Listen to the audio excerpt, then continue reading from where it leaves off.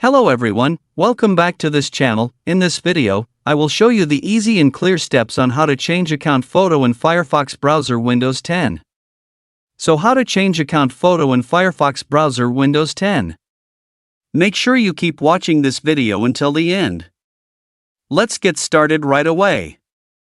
Firstly, just go to Firefox browser on your computer or laptop.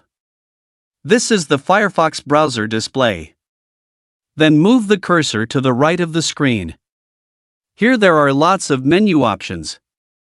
Then tap the account icon here. And a scrolling menu will appear like this. And tap the account menu here.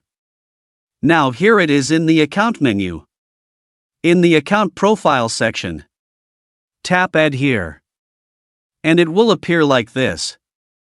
Tap add photo here.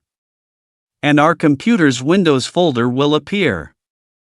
Select the photo that will be used as a profile. Here you can adjust the size of the photo that will be used. After everything is finished, tap Save here. Here I have finished changing the account photo.